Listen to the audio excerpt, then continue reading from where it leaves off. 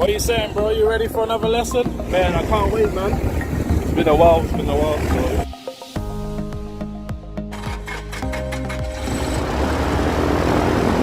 That's a screw. You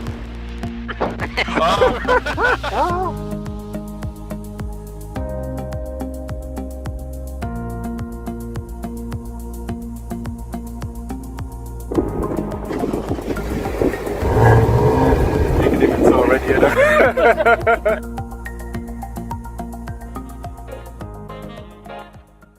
Hey, right rudder, that's it. Wheel 01, you can backtrack now. Needs to be over the field in between the two. Alright. What do you know about increasing the angle of bank? Full speed. Exactly. You're fine, you're on the centre line, and then suddenly you're not, bro. Next time you're in a grass, bro. That landing. Whew. I'm worn out. Are you aiming to be a commercial pilot? Yes, at some point. Yes, so these calls, they have to be made in a commercial environment.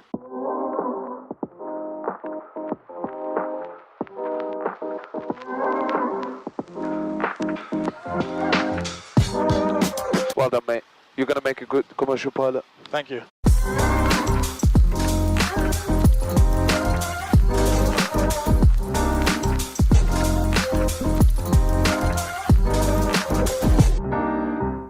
I'll walk up behind the aircraft. You're very behind the aircraft.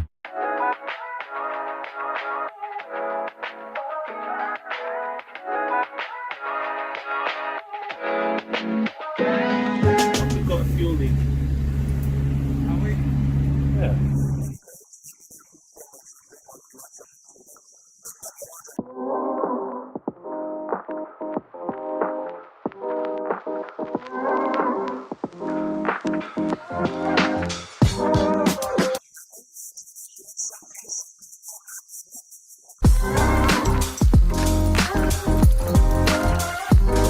By the way, go to the whiskey, sorry. The whiskey is quite strong. Mate, you're going to make a good commercial pilot. You still have control. No, you tell me when you want to take control. You tell me when you want to take control. Ever?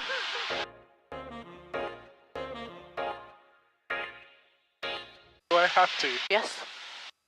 Because I say so.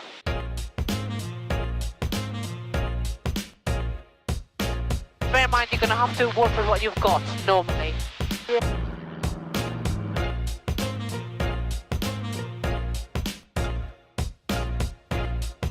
What do you need? That's what. I'll make use of what I've got.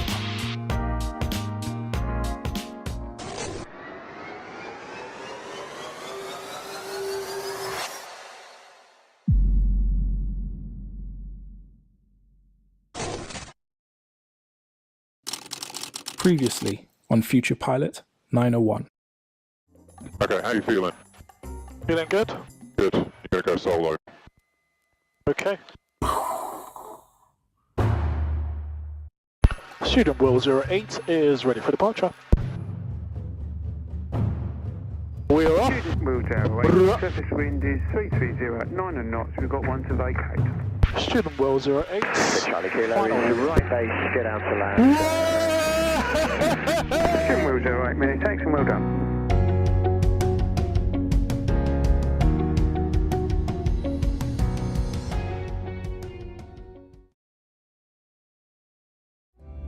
This aircraft is so nice to flow with. Yeah, very nice. Victor Golf, clear to enter South Controlled airspace now in the climb task chute 3,000 feet, heading 090 degrees.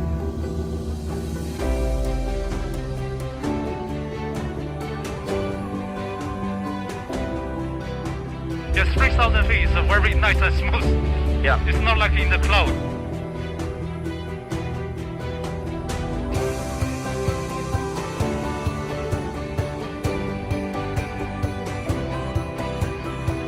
Golf, resume that location, Sierra November.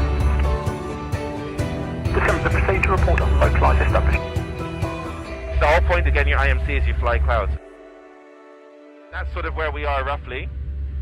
See? Okay. So we came in for an approach on runway 23.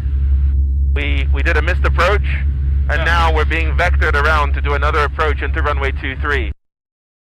Ever since I was a kid, I had a dream of becoming a pilot, but could never afford it. One day I decided to stop making excuses, to sacrifice my comfort, to make my dream happen. My name is Dee, and this is my journey. This is Future Pilot 901.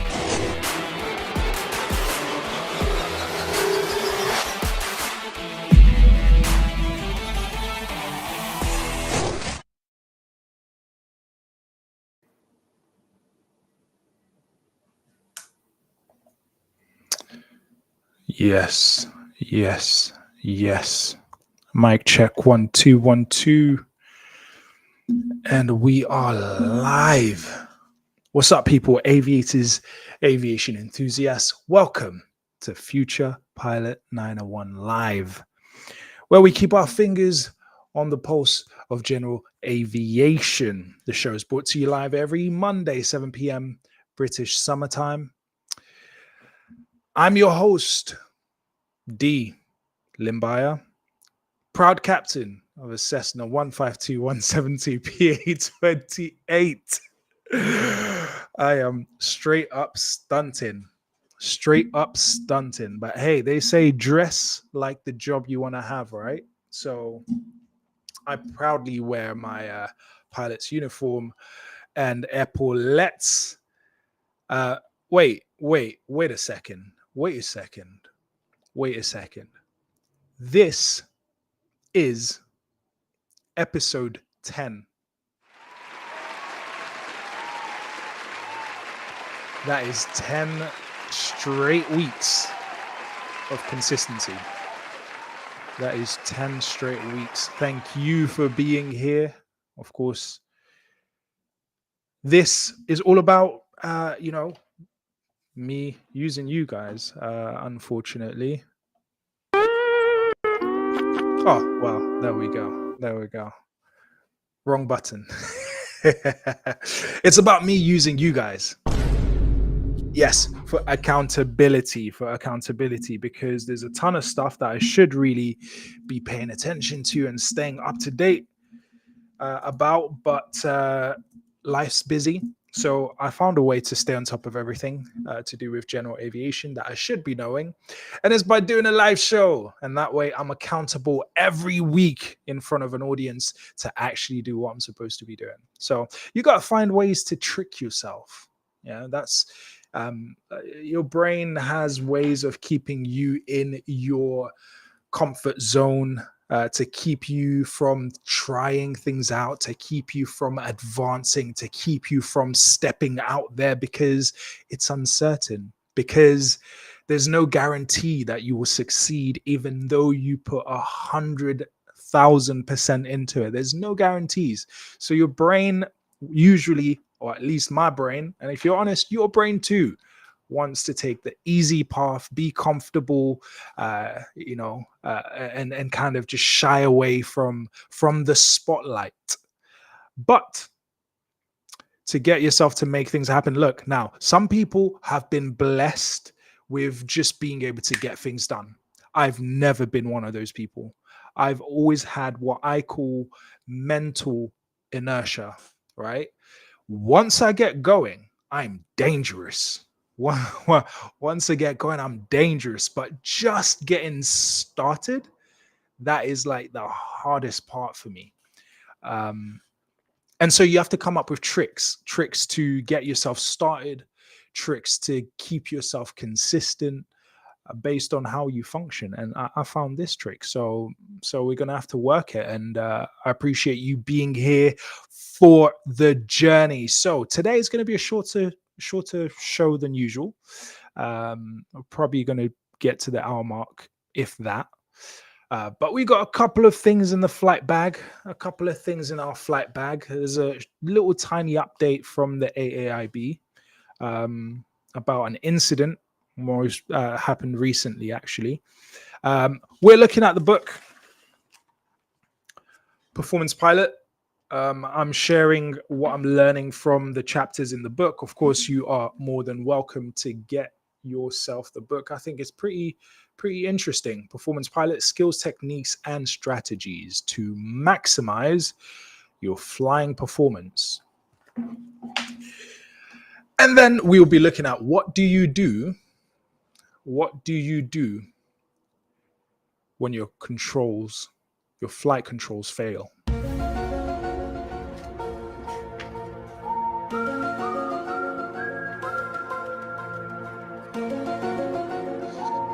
Yeah, we're going to be looking at that a little bit later on. If you don't know, got the Live Your Dream hats, and I am happy to give some of these away. In fact, if you comment on the YouTube, you drop a comment saying Live Your Dreams, you will be entered into a draw. And the winner will have one of these hats shipped out to them in your color of preference. So you got the classic black, you got my favorite white, and then you've got the blue. I'm actually planning to do a new design, so stay tuned. Watch this space for a new hat design. I've got an idea for a hat design.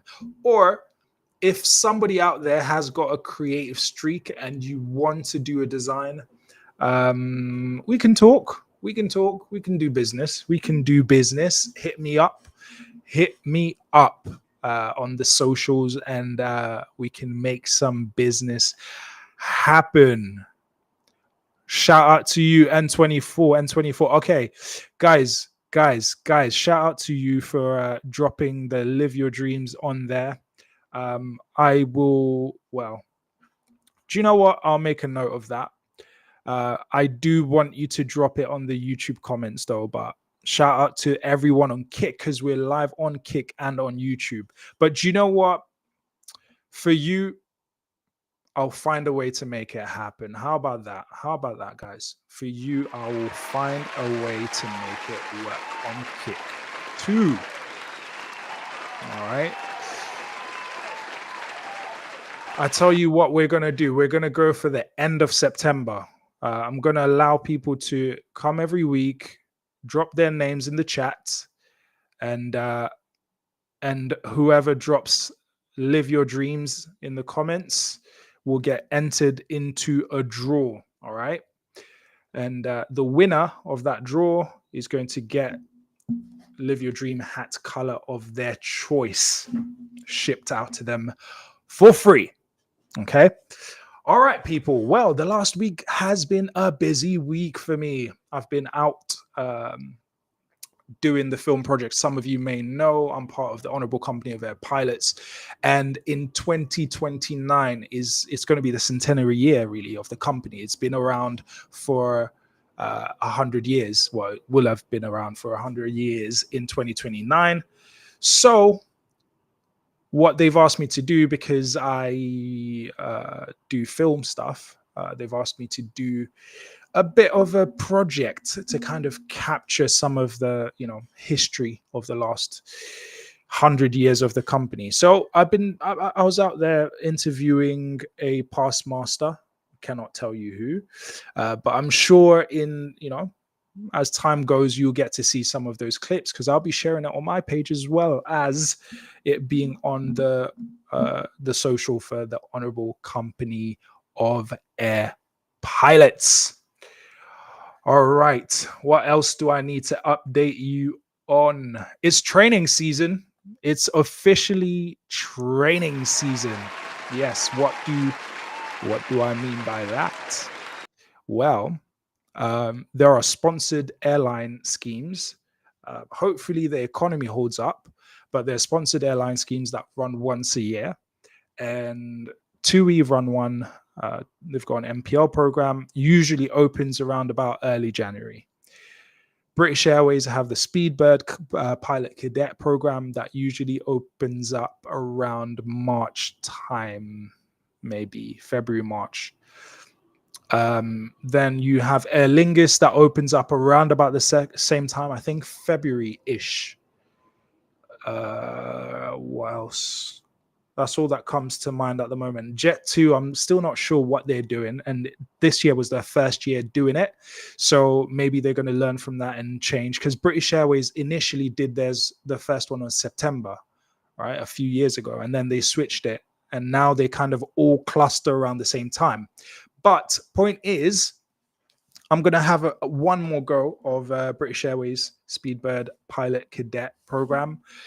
And so I'm going to start my training. I'm going to start preparing, right? Because the last thing you want to do is be preparing for that kind of opportunity last minute. Not a good idea unless you are gifted in that kind of way. And I'm not gifted like that. Things, sometimes people say like I'm multi-talented and I can do several things, sing, dance, play the guitar, blah, blah, blah. And it can seem like things come easy for me, but no, like the basics come very easily for me. But actually standing out, like how you need to in a selection process where you got thousands of people wanting, maybe what was it, 6,000 people, applicants, maybe more, and they're taking 200. That kind of standing out needs a lot more work. But also, you can't overlook the impact, or you got to leave room for a bit of fortune, a bit of luck, because maybe it's a good day for an assessor. Maybe you remind them of somebody they like, and so they're extra friendly just because they're human, and then you feel extra comfortable, and then you perform extra better than what you normally do. I don't know, but yeah, there's always a little bit of luck involved, but you got to put the work in, otherwise regrets. And I do not like regrets. So let's have a quick look at this update. Some of you might know what happened. In fact, it's exactly last week. Shout out to everyone in the Kick chat. Shout out to Ayub. You're definitely in there. You're definitely will be in the draw. Vibes Magnet, you will definitely be in the draw. Why does Ryanair land so flipping hard? Oh well. Hey, listen, I'm not gonna diss Ryanair. Look, I might want to work with them one day. 2, I went to Sweden earlier this year. I went to Stockholm, Västerås, and I flew Ryanair there and back. And hey, it was a smooth flight. I enjoyed it. So I've heard people talking about the hard landings for Ryanair, but I haven't experienced it. So I don't know that their landings are harder than most other people. And I know some pilots in Ryanair, captain in Ryanair, first officer as well. So I can't say nothing bad about them. Can't say nothing bad about them. But yes. Let's see this update. What happened? Unfortunately, there's a little bit of a tragic situation that happened almost exactly a week ago, actually. And it was on the Isle of Wight. So let's have a look at this update. The AAIB, or the Air Accidents Investigation Branch, has said that they have sent a team of inspectors. To begin investigating a helicopter accident which occurred Monday, the 25th of August. And so, yeah, hopefully we'll get some kind of preliminary report coming sometime in the future. And obviously, as this information comes out, I will keep you guys up to date. I'm quite curious what happened. I think last week I told you guys I was meant to fly out. No, actually, I'd finished flying and I was going to go home. And then I saw my friend Khalid, and he actually was planning to fly to the Isle of Wight that day. And he told me about the crash. Instead, we ended up going to Duxford, and I did a Stansted zone transit, which was insane. Obviously, they're dealing with sequencing commercial traffic. So yeah, I asked for permission to cross, and then they called me back, and unfortunately I replied on the wrong frequency, and they were like, yo, look, I've called you 3 times. If you're not going to get this right, you need to basically leave my airspace.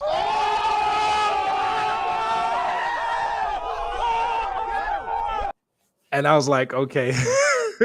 All right, let me get on point. But yeah, I'm quite glad that I managed to do that zone transit through Stansted, because it was crazy. But if you want to see details on that, yeah, I actually did a whole talking through in the last episode of what I was hoping for, the route I was hoping to cross Stansted, and then what they told me and what they were looking for in my experience. So if you ever want to find out a bit more about that zone transit through Stansted controlled airspace, then check out episode 009 of Future Pilot 901.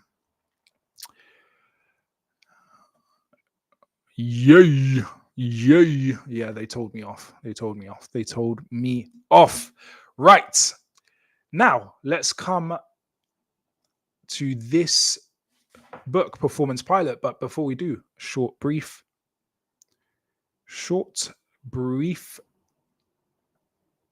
commercial break. I've always loved flying. Hello. Come on. Well done. And dancing, there's no denying. If only I could blend the two. I know what I'll do. I'll fly to a new place to dance with a new face. Enjoying the wings a private pilot license brings.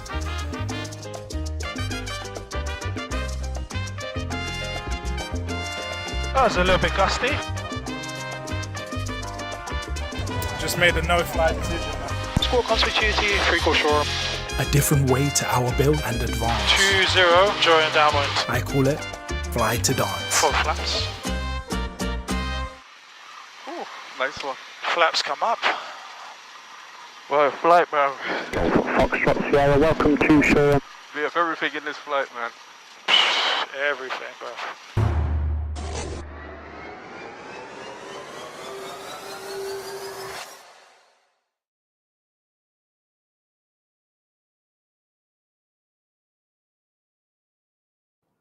Yes. If you've not seen the Fly to Dance series, mini-series, make sure you take yourself over to the Future Pilot 901 YouTube page. It was definitely a very interesting flight. It was bumpy, and we found ourselves a few miles from Shoreham, where we were supposed to land, and unexpectedly, the weather was terrible. As far as basically the airfield was, there was a lot of cloud around the airfield, but everywhere else was fine. So just where we needed to land was an issue. So if you want to see me sweat a little bit and you want to see how I work through that, then make sure you check out the Fly to Dance. Of course, as you can see as well, you've got the learning to fly. I made a point of recording my flying lessons when I was working on my PPL. And the reason why is because, and it goes into what we're going to talk about today, actually, in the Performance Pilot book, is I wanted to minimize how much money I was spending on flight training by filming everything and then reviewing the film to make sure I was better for each lesson. And it worked. I saved a ton of money. I went first solo within 10 hours of flying lessons, 12 hours total, but the 2 extra hours were trial flights. So they were like really basic flights, not proper lessons. So 10 hours of proper lessons, and then I went first solo. And I think I wouldn't have done that if I hadn't filmed my lessons, if I wasn't using a flight simulator, and then if I wasn't properly debriefing each lesson and super trying to build on the knowledge and the skills learned from each lesson. Right, with that said, it's time to look into the Performance Pilot. So let's get this show properly started. Let's go.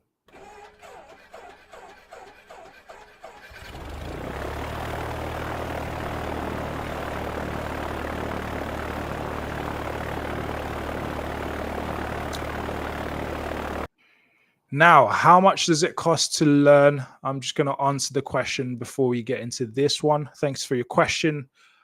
I don't know how, I'm not sure if I'm saying your name right. Is it Ayub or is it Ayub? But yeah, your question, how much does it cost to learn? Okay, so it depends where you are in the world. I'm in the UK, potentially you're in the UK, maybe. So to get your private pilot's license, then, oh, Ayub, okay. Ayub, cool. So to get your private pilot's license, you could be looking at between 10 grand to 15 grand, depending on where you do it. Shout out to Morocco. 10 grand to 15 grand, depending on where you do it.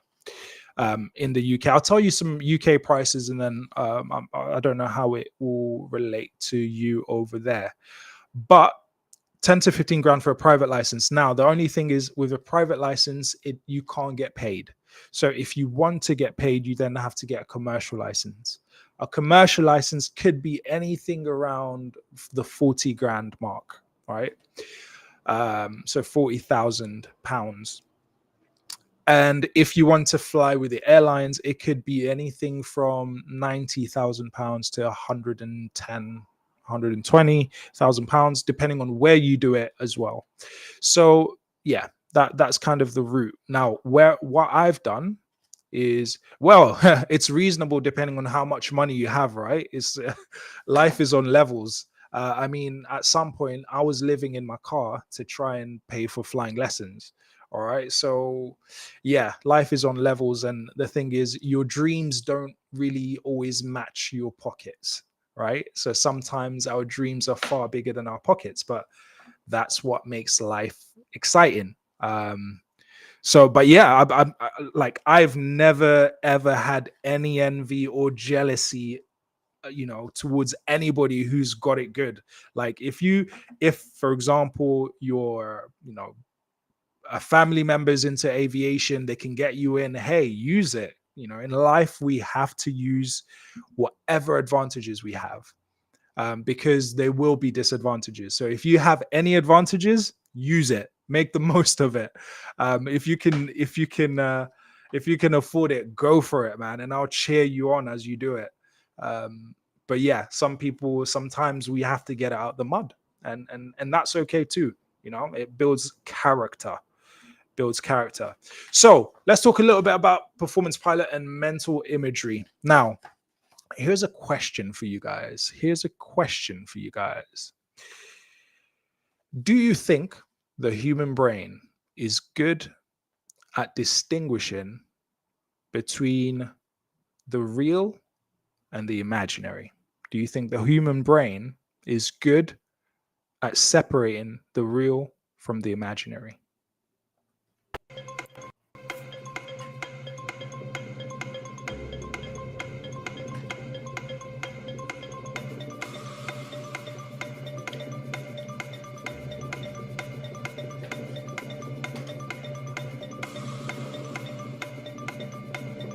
What do you think?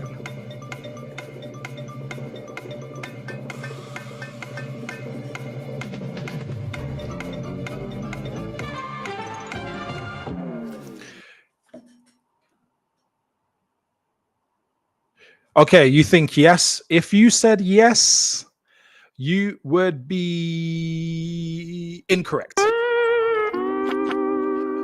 Right. And it doesn't take long to figure out why, right? Because imagine you and your friends are going to go to the cinema. Now, you've planned to go to the cinema. You've put your money aside. You've decided, let's say you're going to go watch a scary movie. Now, you probably know the actors in that movie. In fact, you might have seen them on the red carpet, right? A couple of days before at the premiere. You go into the movie, the lights get turned down. You've got your popcorn in your hands. You've got your drink on the side, right? And the movie begins. Now, you know that movie involves people having cameras, a director saying action, right? And you know that everyone is safe, but you see somebody's throat get slit and you get shocked. Why is that? Why do we get emotional when we watch movies? Why do we get really happy or get really sad, or when we know that they had a script and that they practiced it and this is not really real? Like, they died in the movie but they're not really dead, so why do we feel sad, right? And that's because our brain actually struggles to tell what's imaginary and what is real, right? So for example, if I was to say to you, close your eyes and imagine your favorite dessert, right? Strawberry cheesecake for me. Now imagine yourself with a fork or a spoon getting a little piece of that, right? Now, as soon as you start imagining that, right, your mouth starts salivating. You're getting ready. Your body's like reacting as if you're actually about to eat, but you're not, because your brain struggles to tell the difference between the real and the imaginary. But here's the great thing, is when you know how your body works, you can actually make the most of it. So, of course, this is about improving your performance as a pilot. So the idea is, performance tip: fly in your mind before you fly in the aircraft. Fly in your mind before you fly in the aircraft.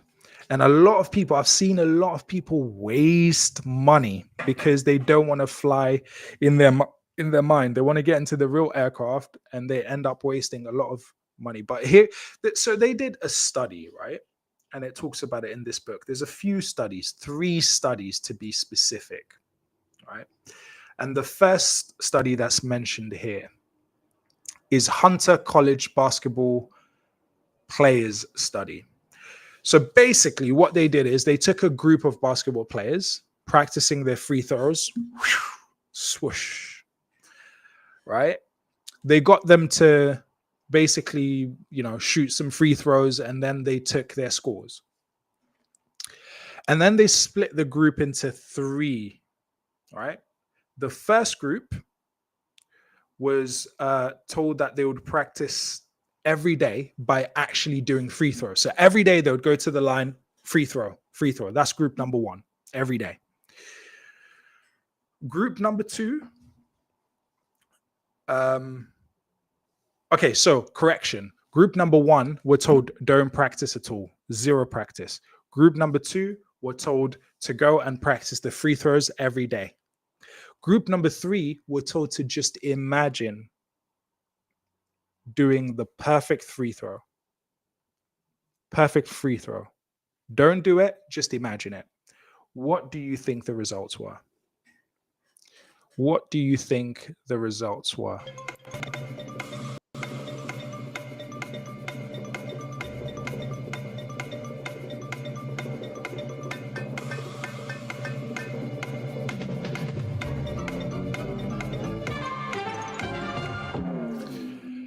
Well, the results were, unsurprisingly, the people who never practiced did not improve. They showed no improvement, right? Now, the people who practice shooting every day from group number 2, they improved their accuracy by 23%.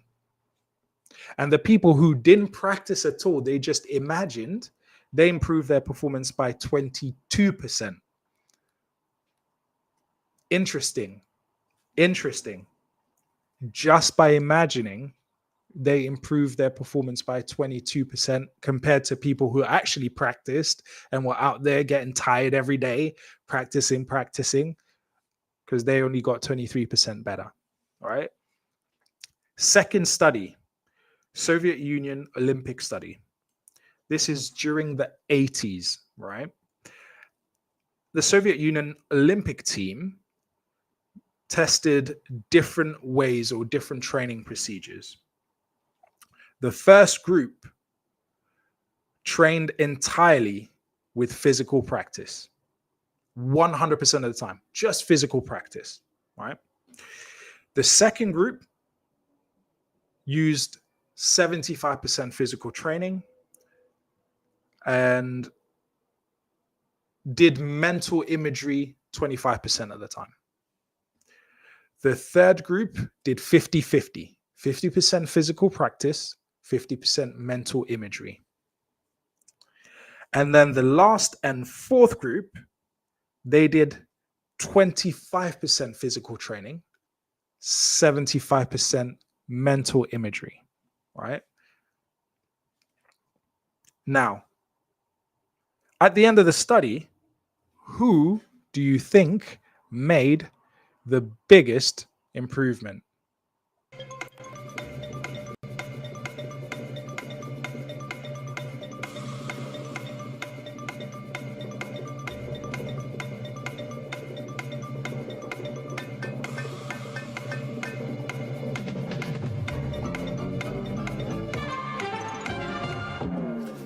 So you might think that the people who were doing 100% physical practice would have made the biggest improvement. In actual fact, they made the least amount of improvement, right? And the people who spend 25% physically training, 75% of the time mental imagery, they were the one who were the highest performers, right? So essentially what it's trying to say in this part is whatever you're trying to do, whatever goal you're trying to achieve, mental imagery has a key part to play. And especially I'd say if you're trying to save money as well, because look, how much does it cost for you to sit down in a chair, close your eyes, and imagine doing the exact same maneuvers that you do in a plane? It just costs a bit of discipline and a bit of time. But how much does it cost to be in an aircraft and actually practice those? Well, it depends on what aircraft you want to be in, right? It depends on what aircraft you're flying. If it's a Cessna, then it might be a few £100s, right? And you have to do the pre-flight before, and you have to be aware of traffic, and you have to be aware of what ATC is telling you, and you have to be aware of everything else that's happening where everyone is. Whereas when you're sat in your chair, you can just focus on programming your mind with certain procedures, right? So it depends. Do you want to spend a few hundreds or, in some cases, it could be a few thousands by the time you finish your training for something that you could learn just sitting in a chair and using imagination. So pretty powerful stuff here, pretty powerful stuff. And so they talk about mental imagery being twofold, right? There is the cognitive and there's the motivational, right? So you can use mental imagery to help you get better at something like, I don't know, steep turns or engine failure procedures, or what you would do if you had engine fire, what you would do if your controls didn't work, your flight controls didn't work. And that's something we're going to look at in a few minutes. What do you do when your controls fail? So that's cognitive, or it can be motivational, where you're trying to use mental imagery to put yourself in a certain state, to give yourself a certain bit of confidence, right? Where you're building yourself up, basically. So it's motivational or it's cognitive.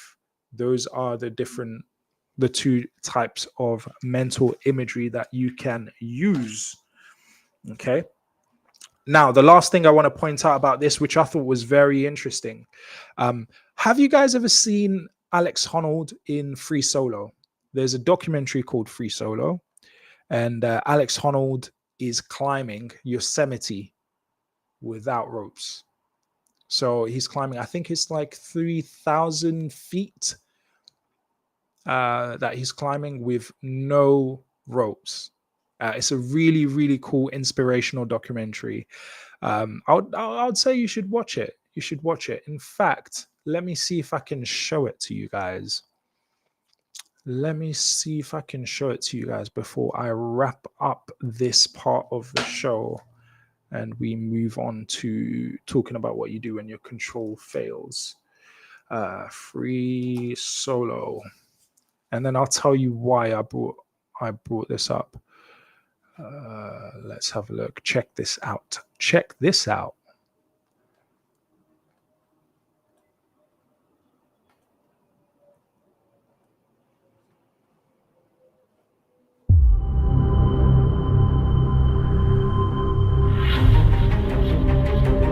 Does it feel different to be up there without a rope?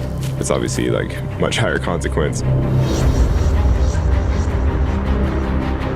People who know a little bit about climbing, they're like, oh, he's totally safe. And then people who really know exactly what he's doing are freaked out. I've thought about all cap like for years, and every year I'm like, that's really scary. I'll never be content unless I at least put in the effort. El Cap is the most impressive wall on Earth. It's 3,200 feet of sheer granite. It's the center of the rock climbing universe. Obviously, I get interview questions about it all the time. Oh, would you like to do that? And you're like, yes, for sure. So you have a girlfriend now, I heard. It's awesome. Pretty much makes life better in every way. It's really hard for me to grasp why he wants this. But if he doesn't do this stuff, he'd regret it. Everybody who has made free soloing a big part of their life is dead now. I haven't been injured in like 7 years. I suddenly start getting injured all the time. What if something happens? What if I don't see him again? I could just walk away, but it's like, I don't want to. I've always been conflicted about shooting a film about free soloing just because it's so dangerous. It's hard to not imagine your friend falling through the frame to his death. I think when he's free soloing, that's when he feels the most alive, most everything. How can you even think about taking it away from somebody? No mistakes tomorrow. I'm starting to get kind of psyched. If you're pushing the edge, eventually you find the edge. I can't believe you guys are actually gonna watch. Hey Jimmy, do you copy? Just started climbing.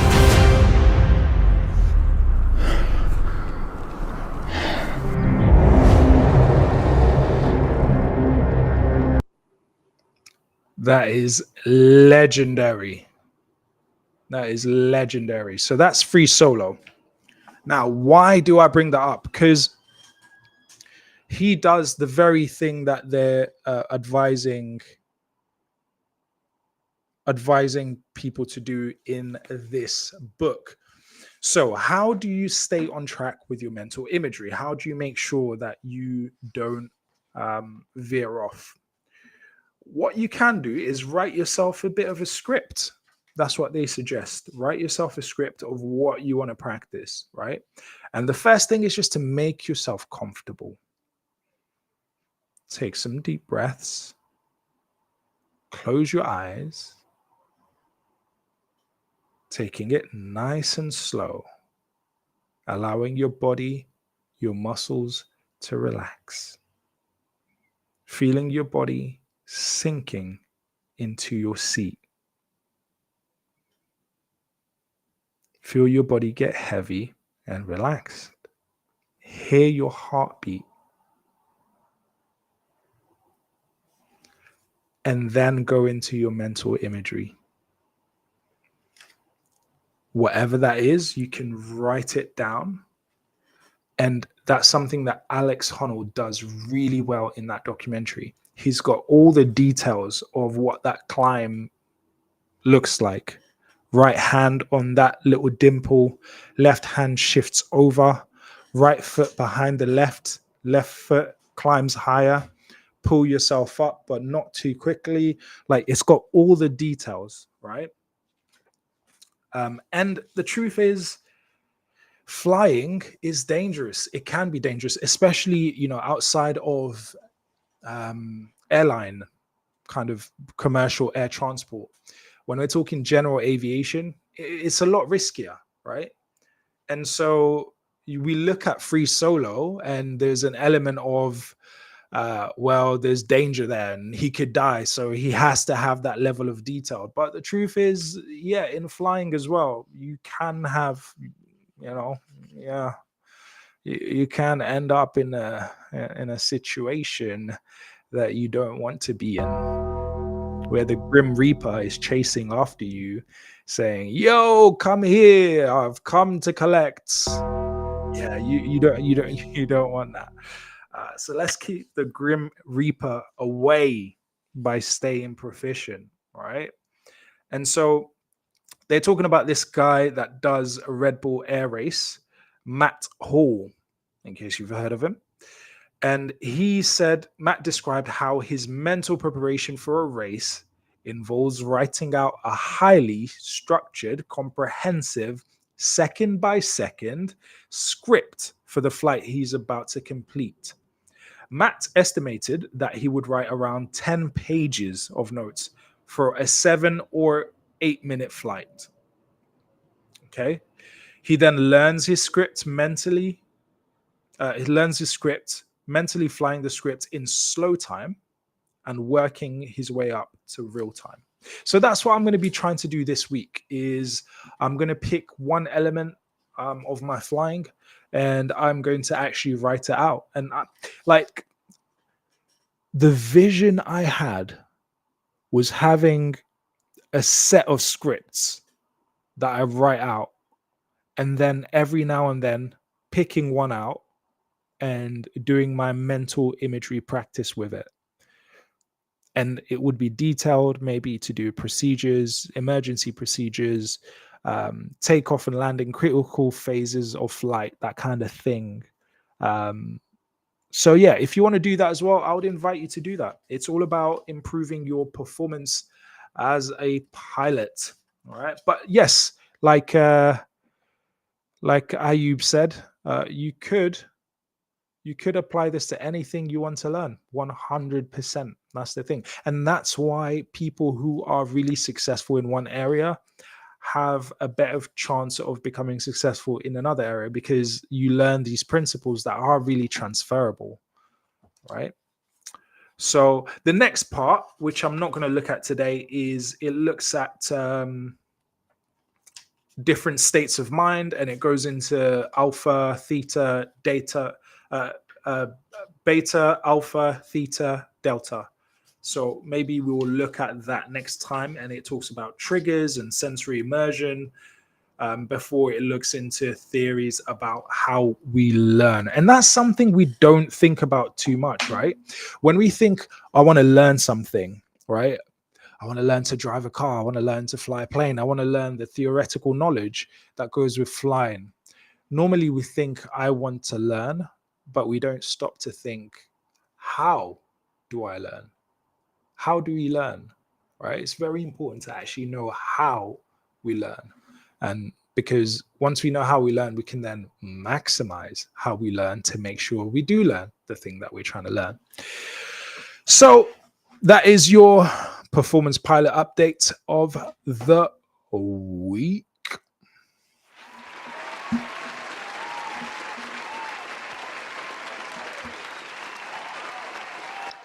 I have to say, this accountability thing, it really does work. That's another trick for achieving something, is, making it so that if you don't do it, you will be embarrassed, or making it so that, there is some kind of accountability. There's some kind of check-in. And honestly, my week has been so busy, but because I knew I had to talk about this book tonight, I made sure I read at least a few pages. But if I didn't have this to do,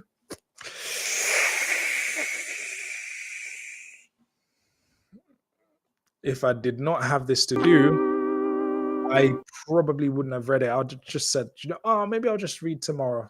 I'll have more time tomorrow. There's always tomorrow. There is no tomorrow. There is no tomorrow. You guys know that quote? Do you know that quote? There is no tomorrow. Classic quote. Do you guys know that?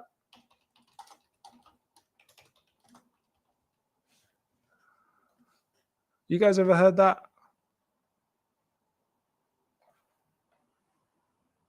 You never heard it? All right, let me show you. Let me show you. There is no tomorrow. Classic scene Very classic scene. I say that as if I've watched the movie. I've seen more clips than I have than I've seen the movie, to be fair. So I can't even talk like I know the movie. Damn,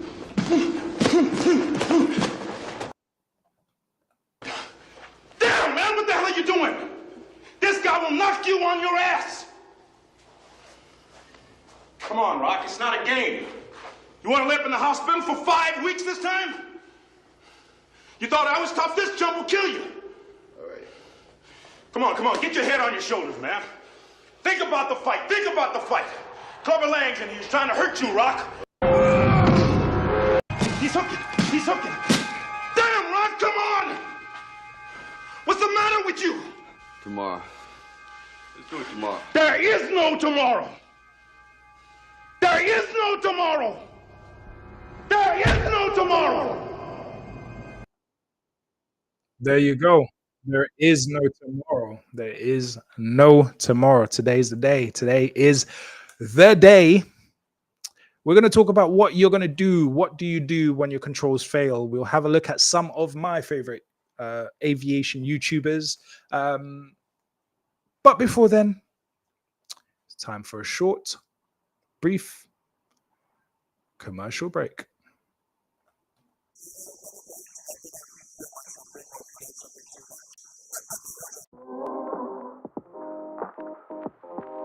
Nice takeoff. That's a screw. I was waiting for that because everyone does it. I'm gonna make sure that you can do it. And you can do it, I know.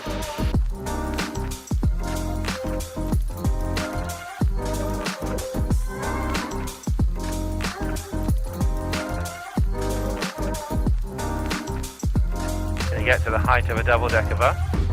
How about this height? Smoothly throttle to idle. Smoothly raise the nose. This is floating. It's float. Yes, man. Good food after hard days of flying, bro. Bro, it's needed, man. That landing. Woo. I'm worn out.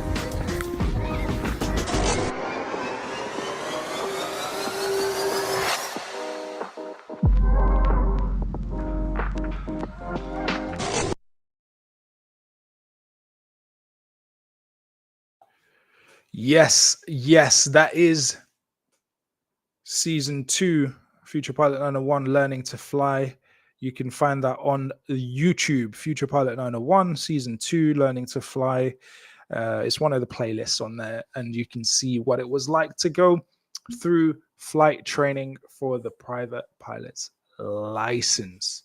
Okay, well, we're going to tune in to some of my favorite aviation YouTubers, and one of them this week talked about what you can do when your controls failed. Now, I haven't watched this yet, so this is going to be real time, and we can watch it together.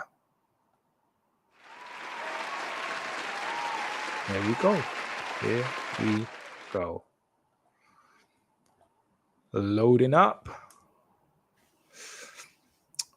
Of course, one of my favorite aviation YouTubers, this is Lewdix Aviation. If you don't know about Lewdix, get to know. He's a flight instructor. He's British. He's based out in America. He's got some really cool videos. Very, very knowledgeable, very insightful. He's got a bit of a personality as well. I don't know. I tend to find like a lot of UK pilots, in my estimation, can be quite reserved and camera shy. But yeah, and kind of hide away their personality. But he's definitely not that. He's definitely a quirky personality, funny guy. And let's see what he's got to say about what you do when your controls fail in flight. Again, I haven't watched this, so but then he doesn't always. Project 636, runway 25, clear to land. Runway 25, clear Whoa, to land. whoa! Mayday! Uniform, follow the controls. ahead in the base turn, runway 25, clear to land, number 3. We're clear to land, following the deployment, when we turn to form. Alright, Mike Scholes. Told you. Emergency over. 734 Victor Quebec. Landing my right downwind. I'm going to pretend I've lost my flight controls. I got one guy over there, I got one guy over there. Yep. Turning base? Yeah. I see it. I don't see the yellow guy. Oh, I see it now. Yeah.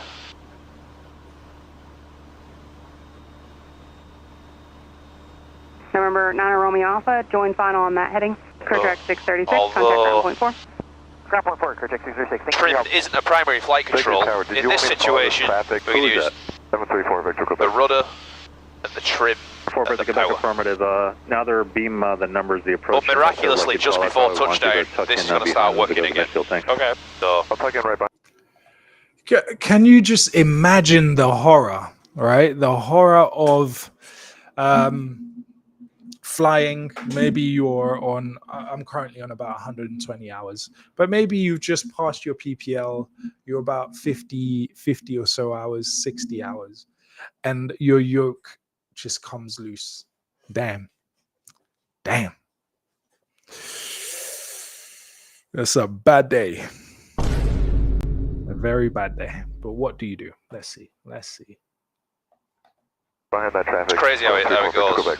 November 4 Mike Golf, turn base, runway 25, cleared to land, number 2. So basically land number 2, runway 25, 74 Mike off. Alright, here we go. And our 9029er, continue to extend downwind, I'll call your base.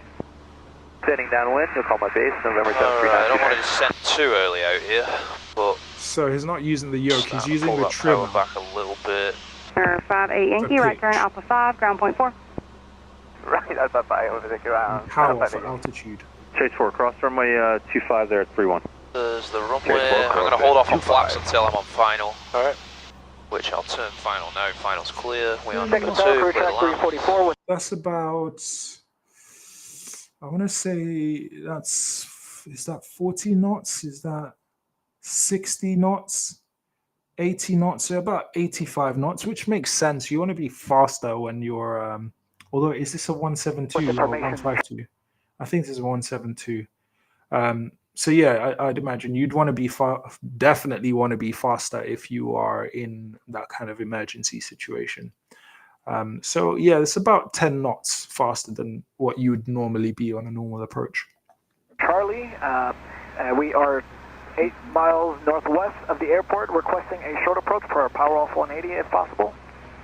732, fly southbound. Descent rate here. So they're barely descending, a height of about still 910 feet, maybe. Barely descending. So let's have a look at how that develops. Down, enter midfield, right downwind, runway 25. Fly southbound, enter midfield right downwind, runway 25. Okay, so now it's coming up to about 400 feet per minute descent rate. So we're going to see this start to come down. Speed still about 85, 90 knots, maybe? 732. A little bit low out here. Add a little bit of power. When I do that, the nose wants to rise, so I've got to trim that nose down just a little bit so it doesn't get away from me. That's the thing, there's a slight delay when you use the trim. So it's like, you've got to anticipate. Traffic in sight, dial in the site, 99. I feel like that's the issue for a lot of people when they do engine failure. They're just trying to chase that speed with a trim, you know? 779er Romeo Alpha, runway 25, Instead of, clear to land, number 3. set it, trim for it. Release. Clear to land. Alright, copy's coming on. So about 800 feet now. Descent rate is reduced to nothing so far, still about 85 knots ish. I think that's correct. I can't see it clearly, but I'm guessing that's 40, 60, 80 knots. Power's coming back. That nose is going to drop. Check 344, about 6 miles. Get below that flap speed before we start putting in flaps. Not sure where the power off 180 is. Clear check 344, enter the right down from runway 25. Okay, so yeah, that would be 85 knots is the speed at which you can start deploying flaps. So, Right down one for runway 25. That nose now wants to rise, so to stop the speed bleeding off And too all much, the I've got to aircraft get that my we're nose looking down. for pattern work, just make this a full stop taxi back. Here we go. We're on 75. 2 red, 2 white. So I know what's going on. The power off 180, is that the term that is that the new term that we're using instead of a short approach? I mean, I remember us talking about it in that meeting, but it's up to you guys if you'd prefer short approach or power off 180. It's always funny when you hear those awkward conversations on the radio. But that's what we mean is the power off 180. Yeah, every controller up here from, we're on the same page as short approach. Let's stick to that, please. Roger, short approach, crew check 344. Air 80 uniform, contact ground point 4. 500. Okay, so it's developed now. That's the runway there. They're about 75, 76 knots. This is what, 600 feet above. Descent rate of about 250 feet per second. All still not using the yoke, using trimmer for pitch and speed, power for altitude and descent rate.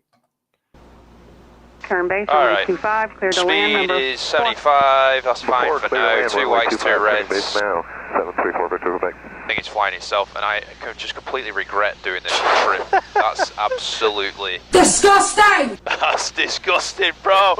Oh my god, I forgot the sanitizer wipes. Good. That's disgusting. Alright, we're going 30 degrees flaps. That's the last stage. 2 whites, 2 reds, looking good. Maintaining. Okay, so speed, that's now 70 knots. So we're pretty close to normal approach speed. I would usually have it at 65. And altitude, so they're about 300 feet above. Insight, about 200 feet descent rate per minute. As best I can. That's going to drop too low and add just a hair of power. Now I'm chasing with the rudder. There we go. I got my. Oh yeah, and also for directional control, left and right, he's using the rudders. So only 3 things: trimmer for pitch, power for altitude and descent rate, rudder pedals with his feet for turning right and left. My airspeed that I want, 2 whites, 2 reds. The other one's just hitting the reds, so we're Speed's looking fine. We made the runway looking good. We're on speed. Great, 65 knots. There you are. That's absolutely disgusting. Oh, they came back. What? Whoa, magical. Magical. Yeah, obviously it's not worth it to actually try and land with that, so that makes sense why he's done that. But yeah, pretty good. What I've also realized is, you can't say this enough. A good landing is made with a good approach. If your approach is good, you're trimmed, which he was. Obviously flight instructor as well. He was super trimmed, making little adjustments as he's going. So that allowed the approach to be really, really smooth, actually. So I'm quite impressed with that. I might have to try that one day.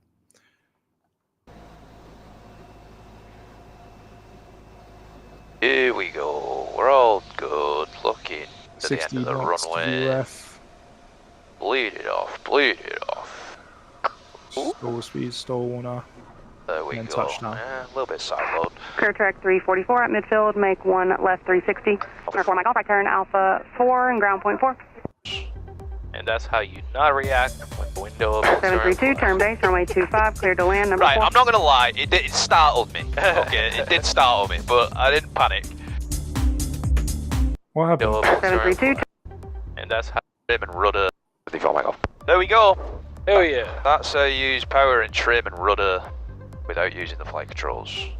And that's how you not react when the window opens. 732, turn base, runway 25.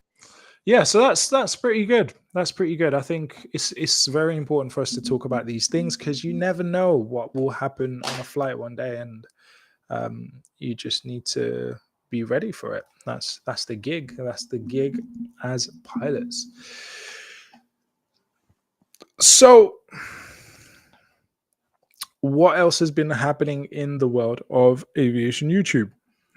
Of course, my favorite when it comes to accident investigation, Pilot Debrief, has a video out. I think he posts like once a week. And he had something out.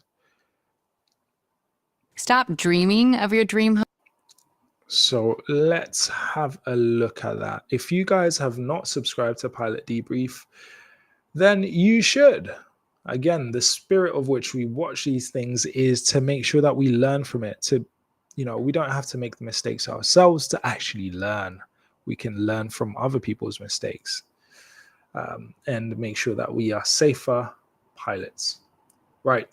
Was all a pilot and 5 passengers boarded this plane for a routine flight, but unfortunately none of them survived, and this was all that was left of the wreckage when they crashed just moments away from landing. And the investigation that followed revealed several careless mistakes that were made and shocking details about the real reason why they crashed. That's why we're going to talk about what happened and the pilot's deadly routine that led to this tragedy. I'm Hoover, and welcome to your Pilot Debrief. Our story begins on April 22nd, 2019, when a pilot and 5 passengers boarded an aircraft at the West Houston Airport in Texas to conduct a routine business flight to the Kerrville Municipal Airport located just outside of San Antonio. The distance between the 2 airports is about 180 miles, and the flight was only supposed to take an hour. Unfortunately, something went horribly wrong and they crashed when they were moments away from landing, killing everyone on board the plane. Now, before we talk about how this terrible tragedy happened, we need to take a moment to honor the victims. Seated in the back of the plane was Mark, Reagan, Stuart and Angela, and Mark. According to news reports, the purpose of the trip was to look at some property that Stuart and Angela owned that they wanted to renovate. The pilot flying the plane and responsible for keeping them safe was Jeff, who was 65 years old, and he was well known for his volunteer work in the aviation community, often doing medical flights or helping veterans travel, as well as picking up stranded pilots. According to the investigation, Jeff had an airline transport pilot certificate with single and multi-engine ratings, as well as an instrument rating. The NTSB didn't say much about his history, but according to his logbook, he had just over 5,600 total flight hours, including 2,400 hours in the make and model of airplane he was flying when he crashed. At this point, it's worth mentioning that Jeff worked as a financial advisor for a company called Raymond James. And in the lawsuit that followed this tragedy, it was reported that he was using his personal aircraft to fly around his clients. And even though his company would reimburse him for the use of the aircraft if the flight was for a business purpose, Jeff wasn't working as a pilot for Raymond James, and this wasn't considered a private charter flight. Now, when it comes to Jeff's skills as a pilot, a flight instructor that often flew with him said that Jeff's mechanical flying skills were very good, but on occasion his understanding of aviation theory and technical issues wasn't as strong. Additionally, the instructor noticed a few times when Jeff didn't react very well to unexpected in-flight issues. Now, okay, so there were times when he did not respond very well to unexpected in-flight issues. Here's a question. Do you think the pilot, Jeff, used mental imagery?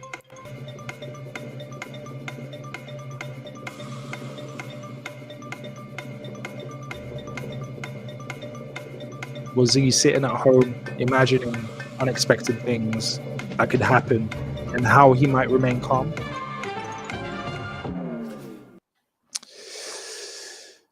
I would venture a guess, jump out the window and bounce off the top rope and say he probably didn't. Don't know for sure, can't say for sure, but I would probably venture a guess that he didn't. But that's the kind of thing that you'd need to do if you're struggling with emergency, which I have at different times. It's very important to use mental imagery. That way you're not at risk, you're not in the situation in high stress. You can actually think about being in that situation, write yourself a script that you use to stay on track. Imagine yourself remaining calm. Imagine yourself using your decision-making models, T-DODA, for example. How much time do I have? Okay, diagnose the issues. All right, what are the options that I have? Okay, I'm going to decide this. I'm going to take action and I'm going to review. Has my action brought about the impact that I wanted? If not, go back, re-diagnose. Did I diagnose correctly? How much time do I have? Did I diagnose correctly? What are the options? And work through it again. But it's, there's last week I mentioned the hazardous attitudes again, I don't know about this guy. I don't know him from Adam, so I'm not accusing him of anything. But when I watch these things, I try to think of it as if I made that mistake, and I try to think, okay, what would I do to mitigate that mistake? And then I try to do that before I've made the mistake, if that makes sense. So that's how I look at it. Because one of the hazardous attitudes is, invulnerability and, macho, kind of like, I can do it, kind of like, oh, that would never happen to me. And if you think, that will never happen to you, then you don't need to practice. Whereas I think when you do realize that you are vulnerable, anyone is vulnerable, then practice is essential.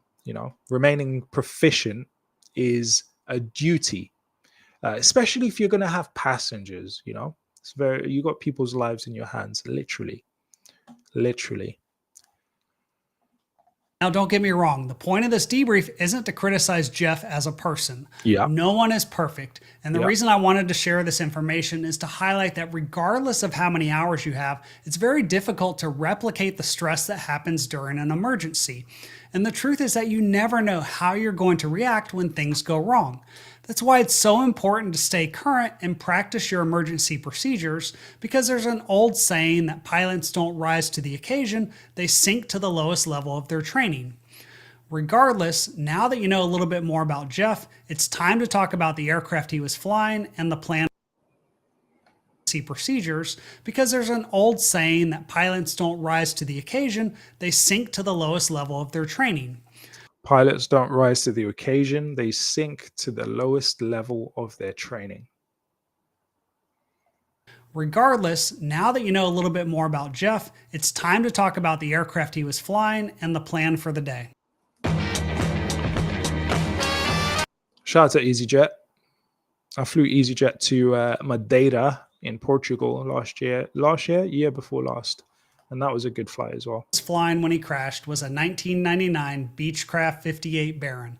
This was just one of 3 different aircraft that Jeff owned, and if you're not familiar with this airplane, it's a light twin-engine aircraft known for its reliability and performance, and it's capable of carrying up to 6 people. The aircraft didn't have a cockpit voice recorder, but it was equipped with an engine data monitor that had about 2 weeks worth of data from previous flights that investigators were able to use to figure out what happened. One of the things you need to know about this aircraft, though, is how the fuel system works, because this was just one of the contributing factors to the crash.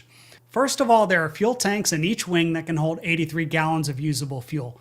But Jeff's airplane also had tip tanks on the end of each wing that allowed him to carry an extra 28 gallons of fuel. The reason this is important is because of the way the system is designed, the gauge in the cockpit will show you that each wing tank is full until you get below 75 gallons.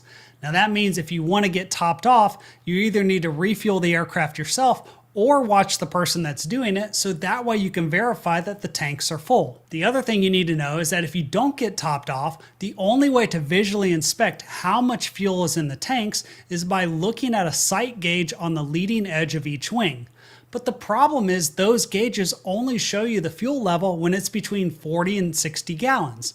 And it's not possible to visually check how much fuel is remaining once you go below 40 gallons in each wing. Now I realize that might seem a little complicated, but this should have been pretty routine for Jeff because he had over 2,400 hours experience in the aircraft, and that's why he kept a log of how much fuel he burned during each flight. That way he could compare it to how much fuel was added when the aircraft got refueled, and theoretically he'd be able to identify any discrepancies, but that's something we're going to talk more about later. All right, I want to pause for a second because there's something else that we need to debrief, and that's how vulnerable, whether it's flying, and that means none of those are secure. That's why I personally use them, especially when I'm working. I'm connected, and it routes all of my internet traffic. Notice a slow planet to see if you've ever used a public Wi-Fi connection, VPN. On the screen. Obviously, if you want to get discount and you want to get VPN, then there you go. Enjoy.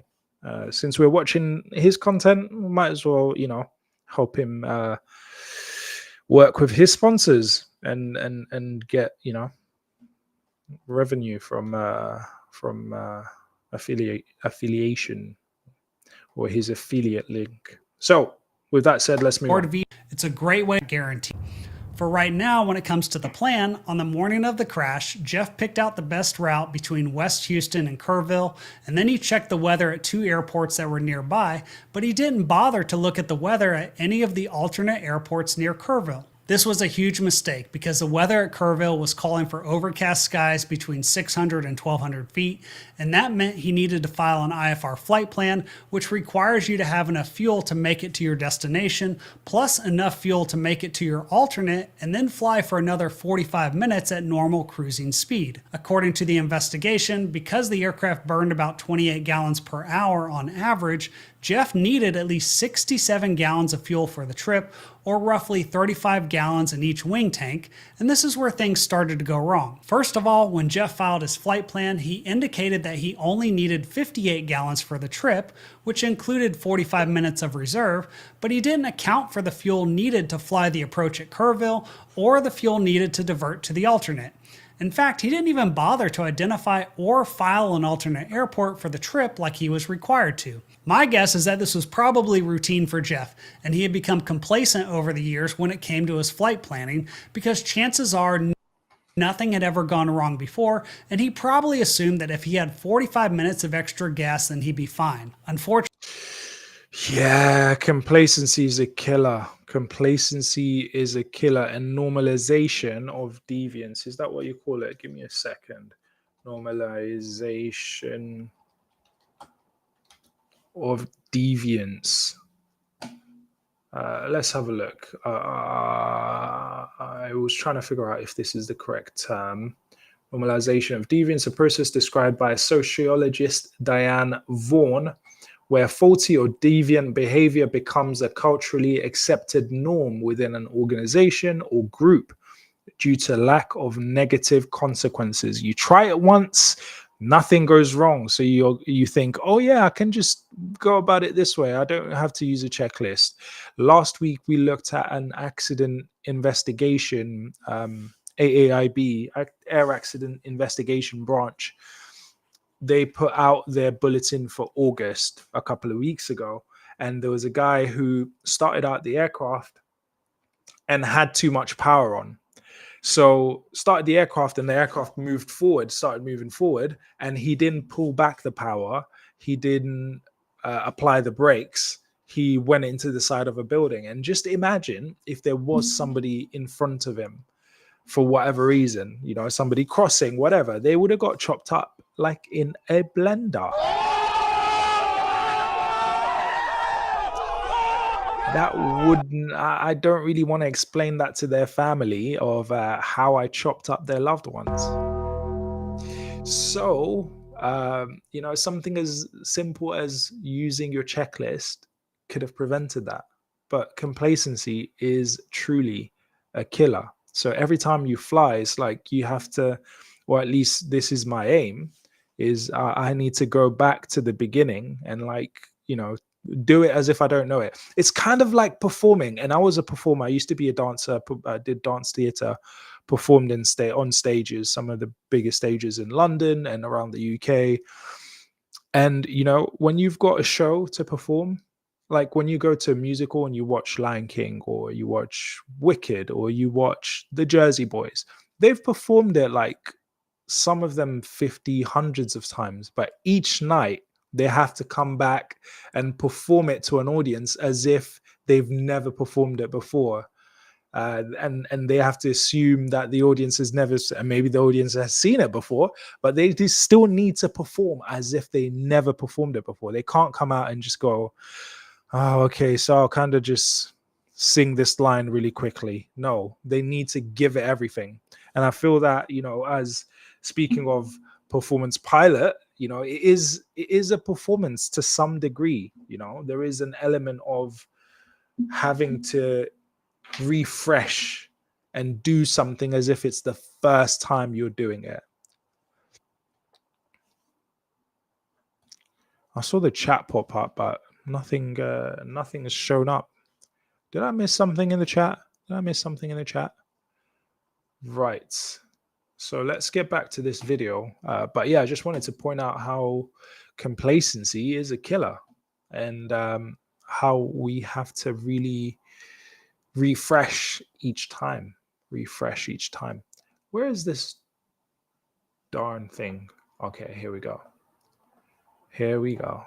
Here we go. Fortunately, even though Jeff planned for 58 gallons for the trip, according to his pilot logs, he only had either 50 or 54 gallons of fuel on board the aircraft. Now it's hard to tell from the handwriting, but he finished the previous flight with only 50 gallons, and there's no record of fuel being added. Yet for some reason, it looks like he wrote down that he had 54 gallons for the accident flight. Either way, he didn't have the 67 gallons that he needed to be legal for the trip. And chances are the reason why he didn't add any fuel to the aircraft before the flight was because he had enough experience to know that when you put 6 adults in the aircraft, you're probably going to have a weight and balance problem, and you're going to need to carry less fuel. You see, the maximum allowable gross weight of the aircraft was 5,500 pounds, and based on the weights of the 5 passengers plus 50 gallons of fuel, the aircraft weighed almost 5,600 pounds, and the center of gravity was about 1 inch beyond the aft limit for the aircraft.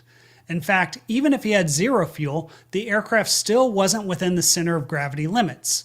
However, what's interesting is that when you look at Jeff's calculations in ForeFlight, for some reason he said he had 59 gallons of fuel on the plane, but he only put down 200 pounds for the payload, which was how much he weighed, and he didn't bother to include the weight of the 5 passengers. Look, I don't know if Jeff was feeling pressure to make the flight happen with some potential clients on board. Maybe this was routine for him, maybe not.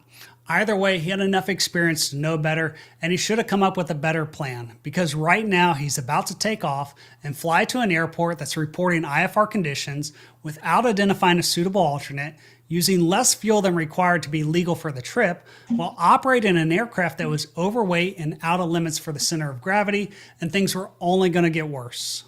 We need to make a decision. What does the data say? Yeah, that made me think of the Swiss cheese model. Do you guys know about the Swiss cheese model? You guys know about the Swiss cheese model? RIP, the guy that came up with it. I think he died earlier this year, if I remember correctly. But the Swiss cheese model, you guys know about it? This one, we looked at it last week. Right? So all those elements that Hoover is pointing out, he didn't have an alternate. He didn't have the right fuel. It's like, didn't have an alternate, didn't have the right fuel, blah, blah, blah. And as soon as, all of those holes align in his process, boom, you have an incident.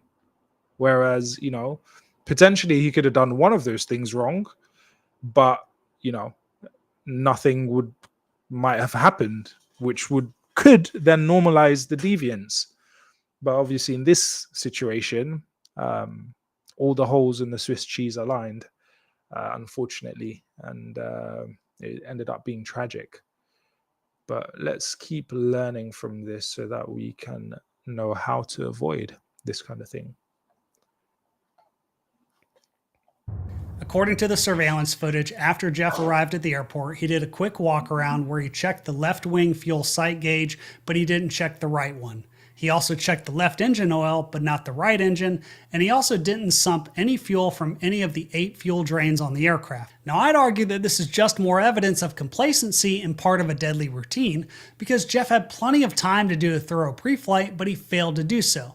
However, what's really crazy to me is that he knew fuel was going to be an issue for the flight, but he didn't seem too concerned, and he headed back into the terminal and waited for the passengers who had no idea how dangerous this flight was going to be. After everyone showed up, Jeff helped them board the plane, and they eventually got airborne around 7:30 local time, and the first hour of the flight was relatively uneventful. When they were a few miles to the east of Kerrville, Jeff requested to fly the RNAV GPS approach for runway 12, and he was initially told to proceed direct to Obuco and cleared to descend to 4,000 feet. That's when the controller also told him that the cloud bases were at 2,400 feet. However, keep in mind that's an MSL altitude, and because the field elevation is around 1,600 feet, that meant the bottom of the clouds were about 800 feet above the ground, which was still more than what Jeff needed for the approach. So far, this seemed like just another routine flight, and Jeff was cleared for the approach and everything was going fine. But when he completed his turn inbound towards the airport, the controller told him to switch to the airport advisory frequency, and that was the last time anyone heard from Jeff. That's because almost immediately after he changed frequencies, the left engine lost power, followed by the right engine 10 seconds later, and the aircraft started to rapidly lose altitude. Now, I'm sure there were a few seconds of panic as Jeff tried to figure out what just happened while struggling to maintain control of the aircraft. Because keep in mind, he's still in the weather, and I've got to give him some credit here because despite the chaos of the situation, he was able to get the left engine restarted about 40 seconds later, just as he was getting near the bottom of the clouds. This is where it's important to know that according to the Pilot Operating Handbook, if you lose an engine in flight, the first thing you need to do is raise the gear and flaps. Then you're going to close the throttle and feather the propeller on the bad engine and maintain your current airspeed, but not to exceed 100 knots. The reason this is so important is because you need to reduce the drag on the aircraft. That's why you raise the gear and the flaps. But you also need to feather the prop on the bad engine, otherwise you're going to have a lot more drag on that side of the aircraft. But here's what you really need to pay attention to. This note says the most important aspect of engine failure is the necessity to maintain lateral and directional control. If airspeed is below 84 knots, reduce power on the operative engine as required to maintain control. Alright, let me explain because I know that might seem counterintuitive. Why would I reduce my power if my airspeed is below 84 knots? Well, think of it this way. If you have full power on the good engine, that's going to create a lot of asymmetrical thrust. And 84 knots is your minimum controllable airspeed. And that means if you get slower than 84 knots, the control surfaces aren't going to be effective enough to counteract that asymmetrical thrust. So if you don't reduce the thrust on the good engine, you're going to lose control of the aircraft.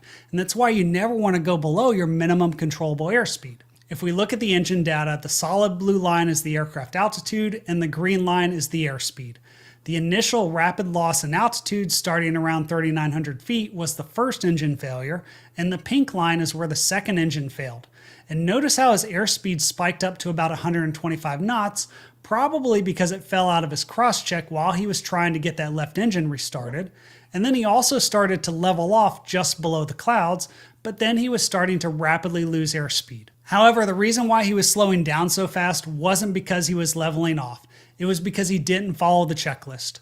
According to what they discovered in the wreckage, Jeff forgot to raise the flaps, so he had 15 degrees of flaps hanging from the aircraft, and he also forgot to feather the prop on the right engine after it didn't restart. That's a lot of drag to deal with, and I think he was trying to hold a level altitude just below the clouds until he could get back on glide slope and land at the airport. But because of that extra drag, he kept slowing down until he got below his minimum controllable airspeed and he lost control of the aircraft.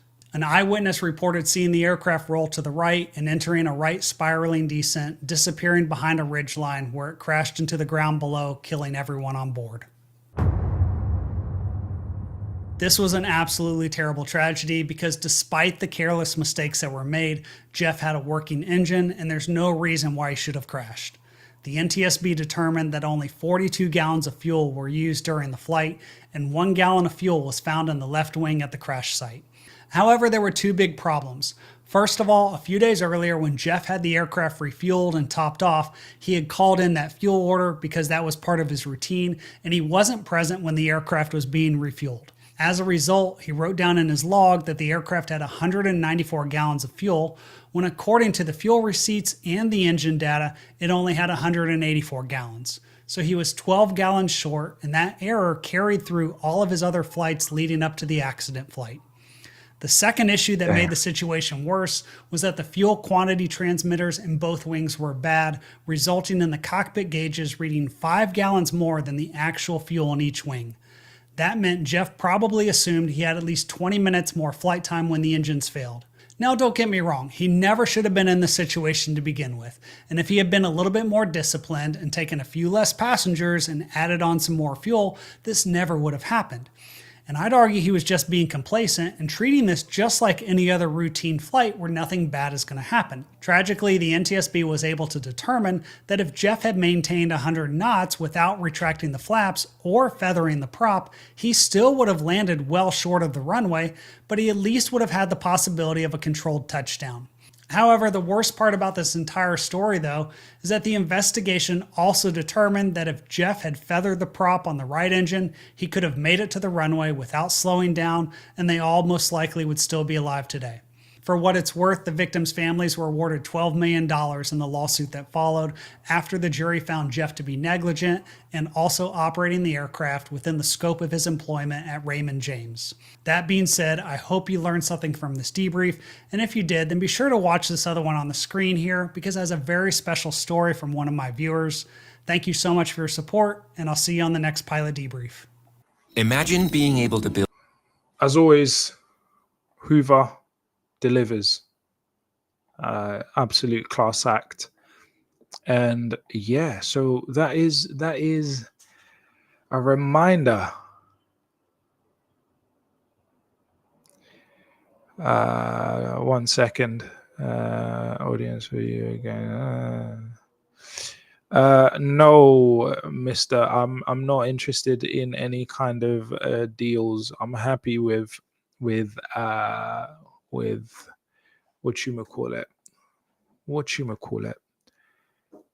I know. I'm about to. I'm about to. Do you know what? I'll give you another chance. I'll give this guy another chance. All I'll do is I will time him out. See you next week. See you next week. See you next week. All right. Yeah, I'm on to organic growth. So you're gone. See you next week because the show's about to finish. Right. Yeah. So this is just. How can I say it? It's a great reminder to not get complacent. You know, to not think, "Oh, I'm past that." You know, still go through the basics. Still go through the basics because sometimes your life may just depend on it. Your life may just depend on it. And not just your life, but the lives of the people who fly with you, and not just their lives.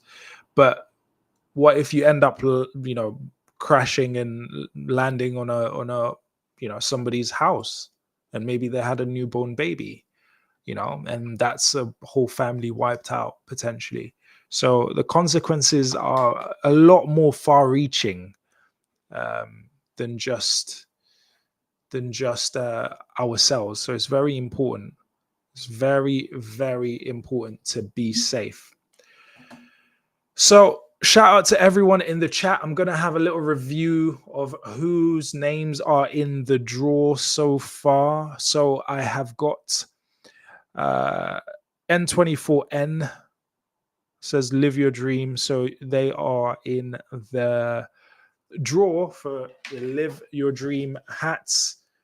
The draw will happen first week of October. So for all of September, I'm going to allow people to get into that, and I'll have it shipped out to you. Now, if you're international, I'm going to have to find a way to get it to you. Let's see. What else? Who else? Vibes Magnet says live your dreams. Shout out to Vibes Magnet. They are also in the draw. Shout out to you. Ayub Abala says, I'm sure you said live your dreams at some point, Ayub. Am I crazy? Am I losing my mind? Did you? Yes, Ayub did say live your dreams right after Vibes Magnet. So shout out to you, Ayub. You are also in the draw for these hats. Thank you very much. Shout out to Ayub, man. Ayub has been the MVP today. Shout out to you, Ayub. Ayub from Morocco. And do you speak French? Shout out to Ayub. We appreciate you, man. Do you speak French, or do you speak Arabic, or is there a different language that you speak out there in Morocco? Because I know there's a part of Morocco.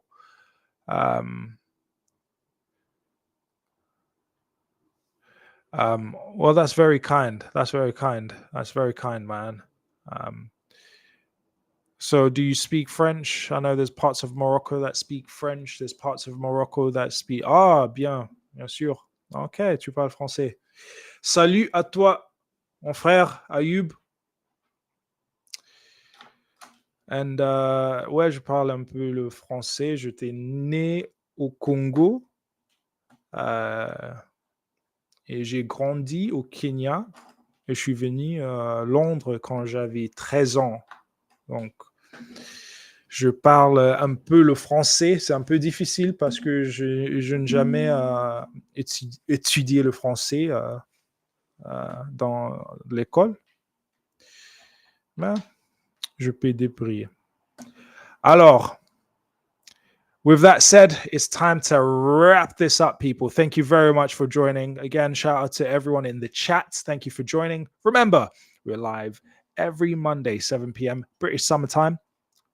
Also remember, in a few weeks' time when it's in a couple of months' time, when the clocks will change, that will change. We will be on Zulu time, also known as Greenwich Mean Time, also known as Universal Coordinated Time. But for now, we are still on British summertime, even though it's not much of a summer in the UK, but we still call it British summertime. But yes, see you next week, Monday, 7 p.m., where we are going to continue to keep our fingers on the pulse of aviation, specifically general aviation, looking at performance pilot and looking at various other things that will allow us to be safe pilots. All right, people. Well, until next time, my name is Dee, and this is Future Pilot 901, reminding you to live your dream. Man, from living in my car to finally getting my trial flight done.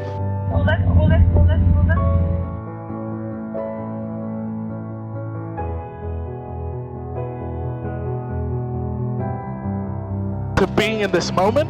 Hey, come on. Well done. Was it worth the sacrifice? Oh man. Flat. Pull back. Maybe pull back more. Hold it there. Pull back. Switching to Southern radar 130. A bit more.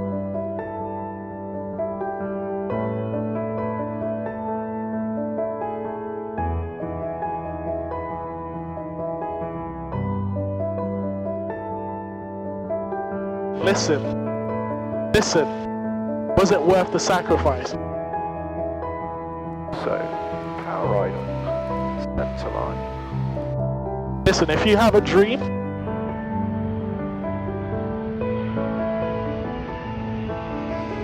it's down to you to make it happen, man. You might give it everything and it might still not work, but guess what?